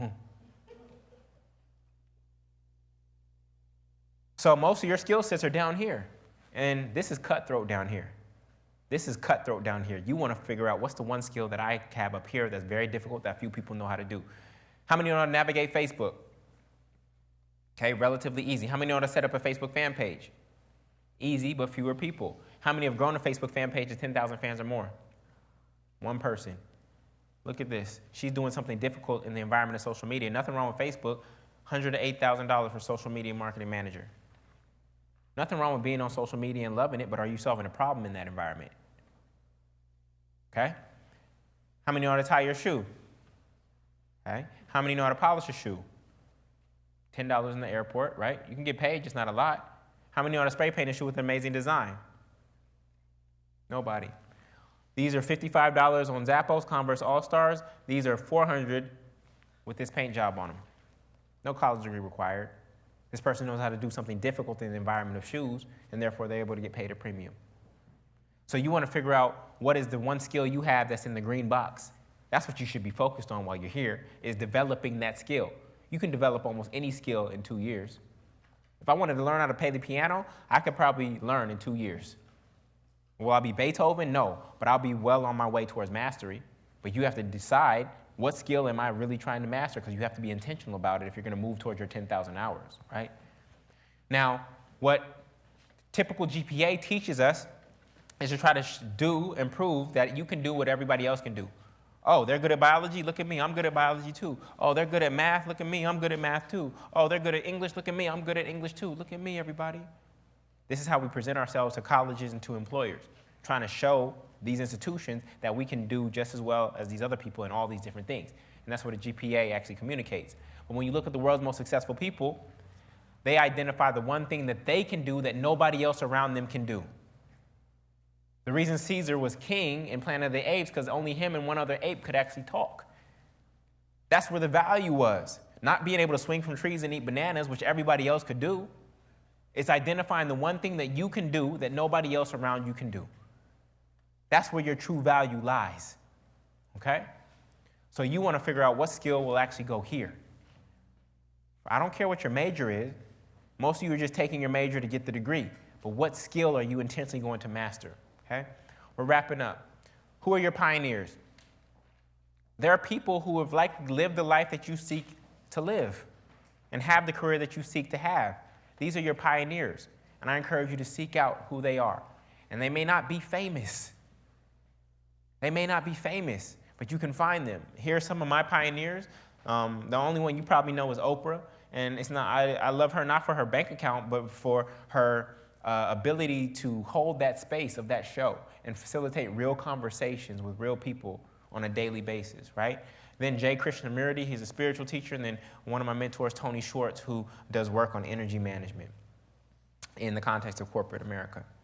These are my professional pioneers. I encourage you to get clear on who is actually inspiring you and whose shoes do you, not who do you want to follow, but who do you want to follow to eventually lead?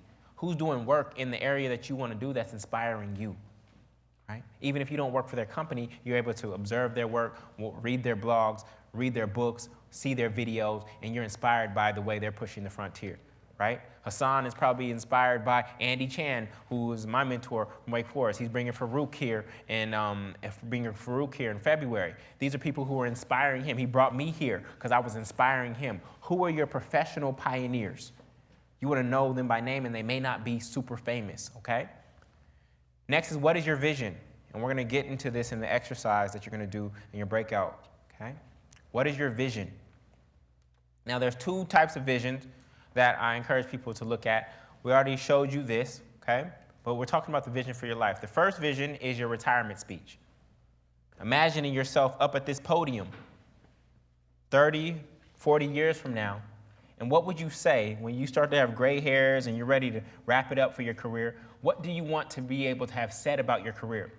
I learned the process of visioning when I was playing baseball in Little League. My coach was reading a book by Tony Gwynn, which is one of the best hitters in baseball. And in that book, Tony Gwynn talks about how when he was while most people were joking around and chewing bubble gum in the dugout, Tony Gwynn would be envisioning himself getting hits through every gap in the infield and the outfield while he's sitting in the dugout. Then he would get in the on-deck circle, and he would envision himself getting hits. And then he had rehearsed it in his mind so much that when he actually got up to the plate, his mind was able to move faster because the subconscious mind moves 500,000 times faster than the actual conscious mind. The actual conscious mind can only process information at 40 bits per second. The subconscious mind is almost 2 million bits per second. So by rehearsing it in his mind, when it actually happened when he was in the batter's box, he was able to react quicker, and that's what he attributes to allowing him to have a higher batting average than almost every player to ever play the game. And there's been thousands and thousands of players to play the game. So this is where I learned visioning. So not only we were going to a baseball tournament, and our coach said, we're not listening to the radio. Instead, I want you to envision getting hits in every gap in the infield and outfield. And so we did that. It was a 45-minute drive from Oakland to Fremont. And during that baseball tournament, I hit 800. Now, granted, it was Little League, and the average Little League batting average is probably 400 or 500. But 800 is ridiculous. The best baseball player is probably 330 is their batting average. I hit 800, meaning that out of 10 at-bats, I got hits 8 times. And that's what woke me up to visioning in the sports context. So in your retirement speech, I want everybody to take a picture of this, because in your retirement, unless it's already listed. Yes, it's already listed. In your retirement speech, you'll do a free write, and you'll capture as many of these things as possible in your retirement speech. Your major achievements, your companies you work for, your favorite projects, your career philosophies, your mentors, your colleagues, teammates, what you hope for the future of your profession, your best and worst day at work. These are some things that you'll capture in your retirement speech. Okay? Here's an example of mine. I'm going to just read the first paragraph so you can see how I started off. For the past 60 years, I've been committed to solving one problem, and that problem is underemployment. Thanks to God and my parents, I went to the best schools and had the most amazing friends. Growing up, I believe we could all achieve our dreams. And many of you know from me, to dream means to have one's desired relationships, employment, and money. But somewhere along the lines of growing up, droves of my friends stopped dreaming while my dreams continued, and I couldn't understand why. It bothered me that more people dream when they are asleep or daydream on the day job than those who dream awake. As a matter of fact, that's what keeps me awake at night, has kept me going this hard for this long. So that's how I started my retirement speech, okay? So that's just to give you some context for the activity you're going to do. So then finally, I want to leave you with this, which is legacy. What will be your legacy? There are 4 ways to leave your legacy. First one is the easiest, is baby bodies. That can happen in 10 seconds if you're not careful, okay? Raising them is another thing, but having them, yeah. Next is your bodies of work. This is going to be your resume. Your resume is going to be a representation of your bodies of work, okay? Then there are institutional bodies. Columbia is an institutional body. A nonprofit you create is an institutional body. A company you create is an institutional body. Will you leave behind an institutional body? And then finally, the hardest one is your body in service to others. Regardless if you have kids, regardless of how long your resume is, if you ever work for a Fortune 500 company, regardless if you started an organization, how will people remember you in their hearts because of how you touched their lives and impacted them? This is your body in service to others. This is Mother Teresa, Gandhi, Martin Luther King level. This is the hardest one to do, okay? It's harder than building Columbia University, to have that kind of impact on people where they remember you for decades because of your presence on the face of this earth, okay? This is Dr. Martin Luther King. I have a dream speech, but I know that he isn't the only one in this room that has a dream. I know that each one of you has a dream. And my hope is that because of this presentation and the way it helps you navigate your career journey, it allows you to dream awake. Not daydream on the day job, not just dream when you're asleep, but to dream awake. And to dream awake, for me, means to have your desired relationships. The acronym is desired relationships, employment, and money. A lot of people have two of the three. They have the job that they want and the money that they want, but their relationships are suffering.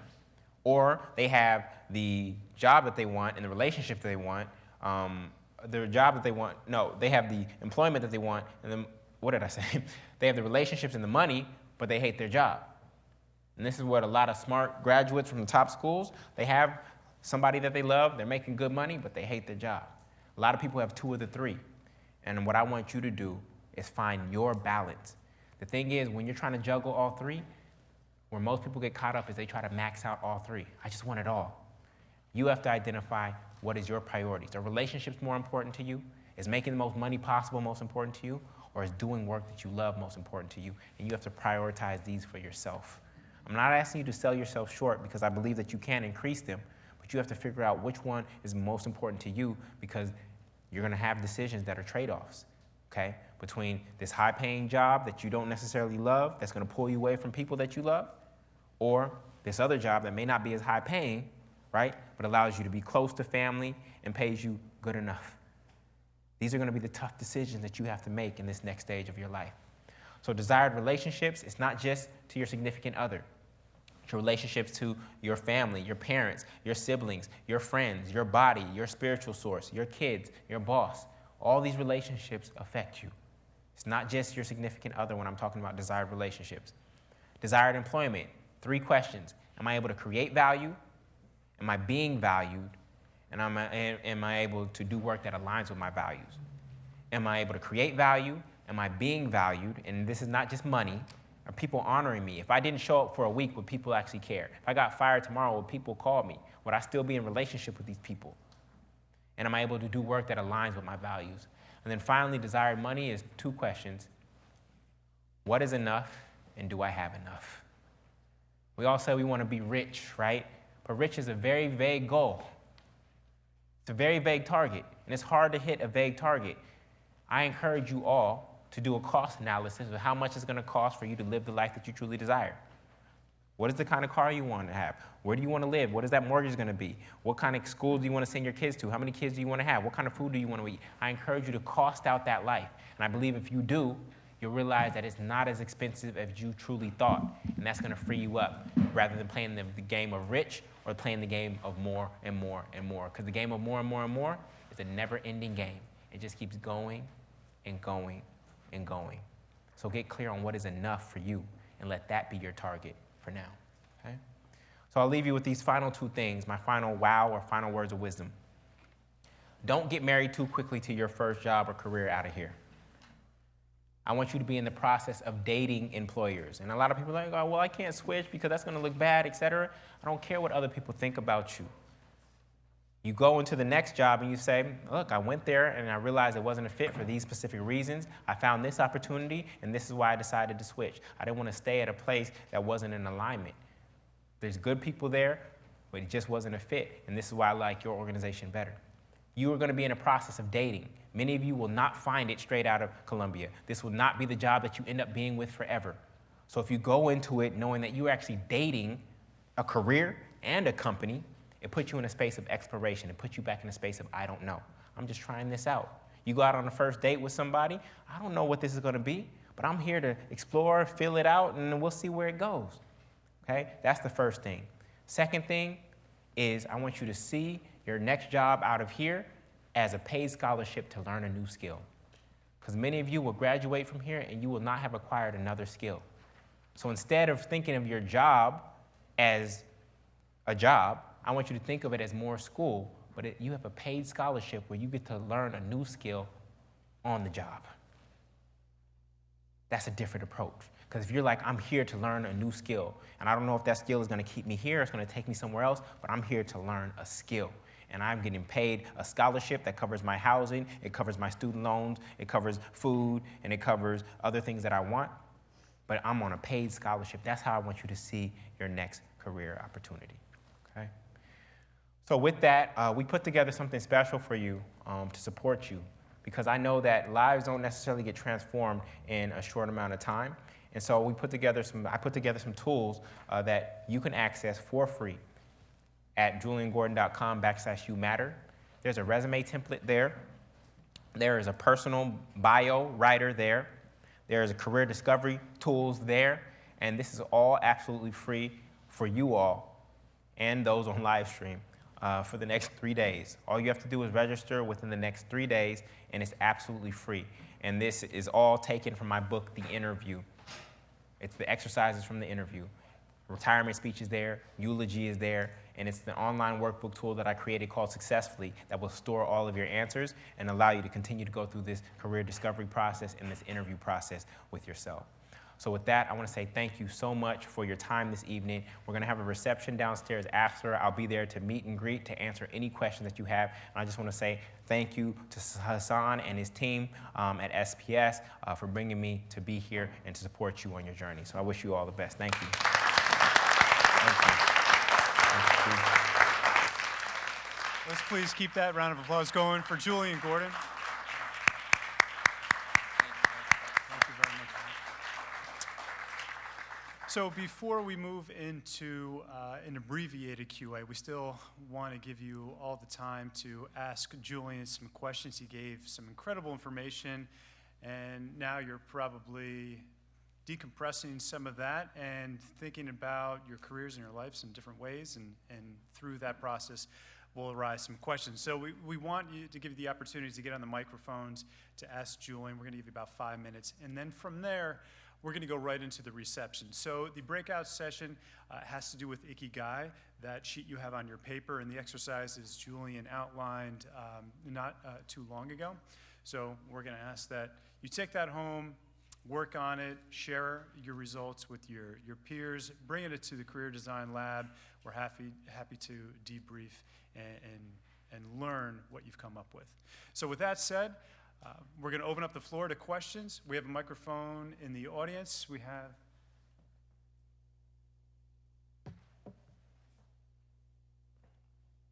this microphone right here. But if we have any questions, please feel free to step up. Yes, how are you? I think that your speech may really change my life, like the career path, because I'm at the start of a career. Yes. And I have one question is that Yes. now I'm applying for some school, like master degree, because Yeah. I'm undergraduate. Okay. And they always ask me a question is like, what's your career path? Like in the short run, what will you do? And in the long run, what's your plan? Yeah. I kind of hate this kind of question because I don't know. Yes. Yeah, so if you were I, what will you do Yeah. in this situation? This is a great question. So, in all honesty, I would be 100% honest about that answer, because you know so many people are going to send in answers projecting like they have it all figured out, and you say, in all honesty, my answer to this question is I don't know. Here's what I do know about myself. Similar to how I mentioned how to address your parents, here's what I do know about myself. And I'm looking for career opportunities like this, and I'm hoping that during the master's program, I get exposed to those kind of opportunities that are fit with who I am. But in all honesty, I'm going to say that I don't know. And I guarantee that that answer will have your application stand out over everybody else who's pretending like they have it all figured out. Just be yourself and be honest. Yeah. And thank you. And I'm so glad that the presentation impacted you in that way. Yes. Okay, this scares me when there's no questions because that means you all got to figure it out. Yes. Well, thanks a lot for the talk, Julian. That was pretty powerful. Thank you. So how would you recommend to approach a potential desired employer? Just through an independent career search where they're not coming to campus or anything. And Right. How would you engineer a strategy to get to them? Yeah. To get them to offer you something that is beneficial for you? Yeah, so this is a great question. So there's a couple things. One is you got to mind your network and you got to find somebody on the inside to drop your name in their ear, right? You have all kinds of resources here. You have the alumni database. You have LinkedIn. That's first and foremost. To the extent that they're getting feedback about you from somebody else, that's just going to open their listening to you. Okay? So just imagine that they have no listening of who you are at this moment in time. So you're trying to increase their listening of you. And finding a way to get into their ear is the first thing. The next thing is actually developing what I call artifacts and evidence of success, right? You're not just going to sell yourself to somebody through words, right? The best way to sell yourself is to show. You remember show and tell day when we were growing up? You had to bring a toy to school? Imagine it was your time to share on that day, but you're like, hey, everybody, I forgot my fire truck in the car, but I'm going to talk about it today. You get booed off stage, right? You actually are supposed to show and then tell. But when we go into interviews and even in our resumes, we tell and tell and tell. And when somebody's telling me something, I have to ask what question is going on in my head? When somebody's just telling me something and not showing me anything, what question is going on in my head as the listener? Are they telling me the truth? But if they show me something, that question is gone and my listening has gone up of them because they're giving me proof and evidence. So if you want to do something for somebody, you likely have to have done it in the past or have a model or example of it that you can show to this person who you want to hire you for a full-time position. So artifacts and evidence of success are presentations, business plans, proposals, projects, papers that you got amazing marks on, models that you've run given that you're doing venture capital, your blog posts, right? Like you need to show that you have thoughts on this subject matter. So we say, hey, check out my latest post on this because I'm interested in venture capital and perhaps it's a stock that they invested in or a company that they invested in. You give your analysis of the future of that company and you send that to them, right? So now they see that you are doing all the research. You're not just coming up and saying, look at me, I'm a good person, I got Columbia on my resume, please hire me. No, you're giving them evidence. You're having somebody else speak in their ear. These are two aspects of that approach, but there's all kinds of other guerrilla marketing strategies that you could do to try to get into their wheelhouse and increase their listening of you. But those are the two strongest ones. Does that help? Yeah. Okay, you're welcome. Hi. Yes. How would you recommend us to manage our fears? To manage your fears? Yeah. What kind of fear? Failure or personal well. Go ahead. So I'll start with failure. I'll address failure. All the pharmaceutical companies over there in New Jersey, how do they succeed? Great pharmaceutical reps, time one. Oh yeah. In order to find Advil, how do they get to Advil? You know how many drugs they had to try to get to Advil? Failure, failure, failure, failure, failure, failure, failure, failure, failure, failure, Advil. Failure, failure, failure, failure, failure, failure, failure, Tylenol. The faster you fail, the quicker you get to success. Most people believe that failure is over here, people who are average are over here, and success is over here. They think it's this spectrum. The truth is, people that are average are over here, failure is here, and success is here because if you're average, you have to go through failure to get to success. So if you do not fail, you will stay average. So that's once I saw how pharmaceutical companies succeed, once I saw how venture capitalists succeed, you know how many investments they lost all their money on, but then they get a PayPal or a Facebook and it makes up, they don't even think about all those investments. Anybody married in here? Only the older people? Okay, I see, okay.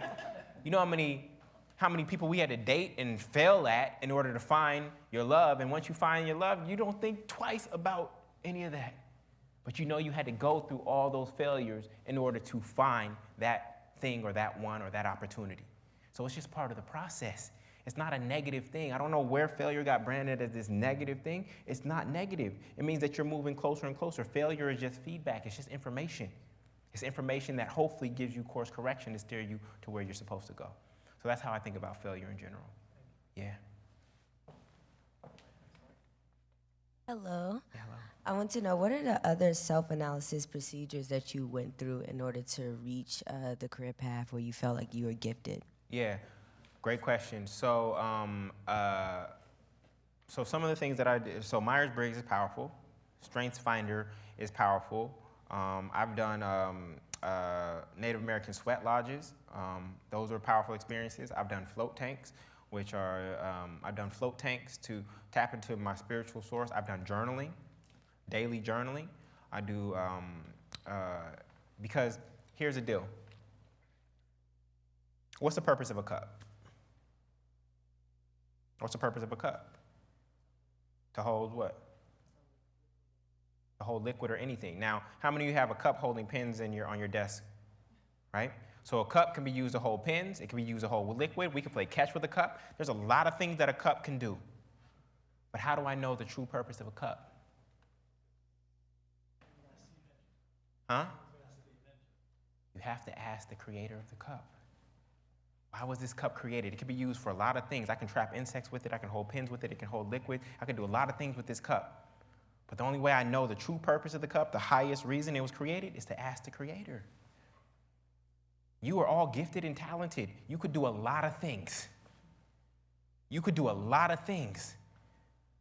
But the only way to find out the thing that you actually meant to do is talk to your creator. I don't know how else you're going to find it. All right, I think this is the last Yeah. question. You mentioned board of directors, and I just wanted to know, like, on this journey of figuring it out, are there any people on our board of directors that we should prioritize, like, during this time? Because I know it kind of goes, you know, with your career and as you grow and get older. The type of person you should prioritize. So the SPS staff, that's who I prioritize. And I had these key figures in high school, I had these key figures in college, I had these key figures at Stanford. The reason why is because when you come to campus, Columbia is a big campus, you see campus from down here, right? All you see is these big buildings. They've been here for years, and they see campus from up here. They have a bird's eye view of the campus. They know where all the relationships are. They know where the social capital is that can help you. They know where the intellectual capital is that can help you. They know where the financial capital is on campus that can help you. So you go to the people who have been here for 10 years and can actually have a bird's eye view of Columbia, have all the relationship. You say, here's my dream. Here's where I'm trying to go. Where is there intellectual capital on this campus that can benefit me? They're going to say, you need to know this dean over here, you need to know Professor such and such over here, and you need to know Miss such and such over here. Great. Where is there social capital on this campus? Or where is there intellectual capital? You need to know this department over here, you need to know this office over here, and you need to know this person over here, right? They have a bird's eye view, and so if you try to figure out Columbia on your own, you'll never figure it out. UCLA was such a big campus that if you got lost on campus, they put out an Amber Alert for you, right? There was no way for me to master UCLA's campus in a short amount of time. And guess what? I didn't even go into every building at UCLA's campus, even though I was there for an extended period of time, because every building wasn't relevant to me.